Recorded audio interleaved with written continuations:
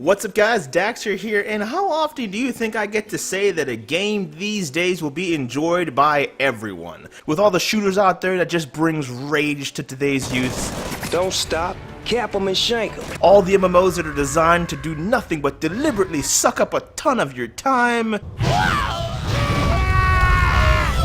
And let's not forget the games out there with far too much blood in them. I'm looking at you, every single zombie game on the damn planet. It's a very rare thing that I am able to say that a game can really be enjoyed by everyone of all audiences. Young, old, girl, boy, it doesn't matter. This one is for everyone. And what's even more amazing is the fact that this is actually good. Sounds impossible, doesn't it? A game for all ages that's actually worth your time. Ladies and gentlemen, we have found what could possibly be the mythical white whale of indie games for 2014. And that whale is called The Last Tinker: City of Colors. The Last Tinker is an action-adventure title where you play a silent protagonist by the name of Koru, and his sidekick, Tap. Koru doesn't do any communicating other than shrugging his shoulders and smiling. Which is why Tap does all the talking for him. And by talking, I basically mean these pop-out text boxes. There isn't much of the way of voiceovers here, so be ready to read. A lot. Oh, and calling Tap a psychic really doesn't do him justice. Don't get me wrong, that's pretty much what he is, but he's more like if Koru's brain left his body, turned green, grew eyes and limbs, and started floating around all while leaving confetti everywhere. Why do I feel the need to say this? Because Tap knows exactly what Koru's thinking all the damn time. It's a little weird. It's almost like Tap is the brains of the operation and Koru just goes around punching everything and Tap tells him to. Tap isn't really put into the spotlight, but Koru just seems to do everything Tap says, even feel a certain way about something. I'm probably reading too much into this, and when it's all said and done, the bond that they share just made me like Koru and Tap even more.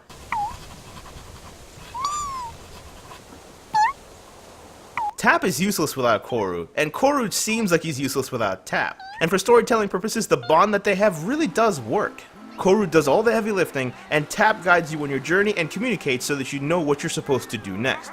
Ultimately, Tap is there to help you the player understand what's going on, and Koru's sole purpose is to punch things. And it's not like there's a shortage of things to punch. The City of Color gets covered in this white stuff. Get your mind out of the gutter, guys. This stuff is called the bleakness. It shoots from that thing. I can't win here, can I? Anyway, this is the main thing that you're up against, and remains a constant threat throughout the entire game. The moment I started playing, I was surprised as how smooth the controls are. It didn't feel like an indie game. It felt like a lot of love and attention went into getting the movement just right. I immediately had flashbacks of old school Spyro the Dragon games just to give you an idea of how this feels. The movement is only made whole when you get into combat, which actually plays like modern day Batman. Koru zips around, punching things in the face and making acrobatic finishes that explode into color. But you want to know my favorite part of combat? You don't have to punch everything to kill it. The abilities of the different colors that you get allow for very creative ways of killing things. Later in the game, punching was normally the last resort, or if I thought that punching it to death was faster than using the environment. The only issue I had with movement and combat is that the game tries to play for you sometimes. When doing the free running, I felt like I didn't have much control over my character, and the game chose where I went. Unless I was making a decision at a fork or making a harsh turn, I just held forward and the game ran for me. Granted, it's actually pretty cool watching Koru jump around like he was born to do this, but the lack of control felt really weird at first until I got used to this fact. But what I didn't get used to was when the game sometimes chose the wrong target in combat. Now, don't get me wrong here, this would be a minor issue if you're playing on any other difficulty other than the highest, which is what I played on. The top difficulty asked for nothing less than perfection, as one wrong move meant instant death. I will say that the smooth controls and combat made for a very riveting combat experience, as I knew that I was in full control here and most deaths were due to my own failure. But you can imagine how frustrating it is to die due to no fault of your own because the game picked the guy with the reflective shield to hit. This isn't something I died to constantly, but it did happen more than a few times, and it is something I wish I didn't have to worry about in a game with an instant death mode.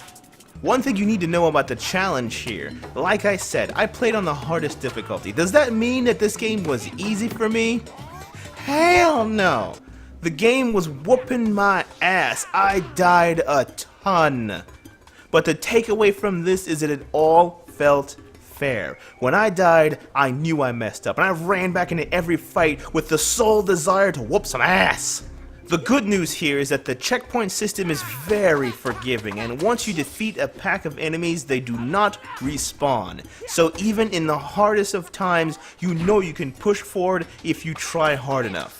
For the older, more experienced gaming crowd, the challenge is definitely here if you want it. Another thing I feel I have to warn you about is the camera, which is way too close to the character. This creates a narrow field of view that I feel will make some people nauseous. You spend most of your time looking just above the character's head.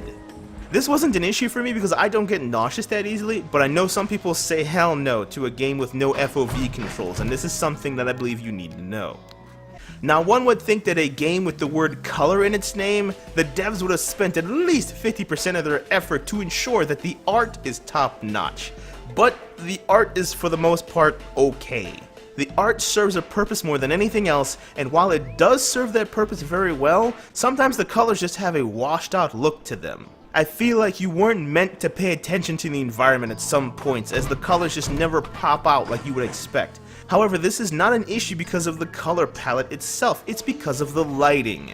Whoever is their shading and lighting artist just needs to be slapped, as their poor choice of ambient flat lighting throughout most of the game just flattens everything. In their credit, however, they didn't mess up all the time though. There are moments where the stars align and everything looks gorgeous, like this scene in particular, which took my breath away. This is just a beautiful mix of light and color. Let this be a message to any aspiring 3D artists out there. Lighting matters a lot. But you know what is a redeeming factor to this game's art? The great soundtrack that sucks you in. Almost every level has a different soundtrack, and every one of them is quality.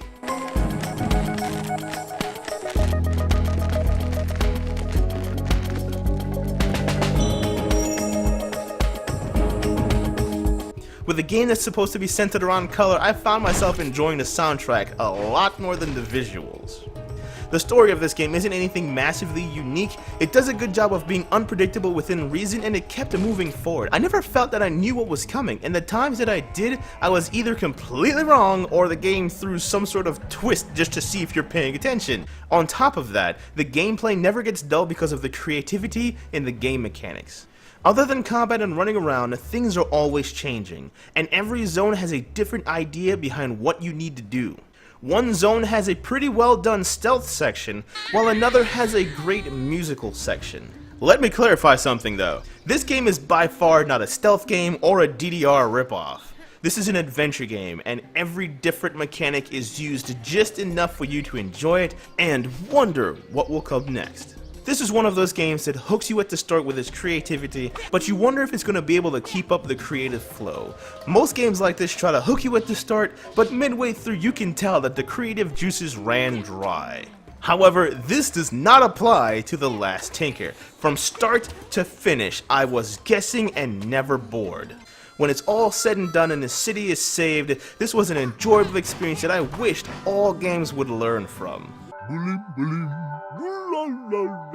I would highly recommend this game for anyone of any age that doesn't mind letting their inner child come out to play. I'm pretty much talking to you, bronies. You guys would definitely enjoy this one. I know I did. Alright guys, that's it for me. My name's Daxter with theovershield.com. Hope you guys enjoyed the review and have a good one. Peace!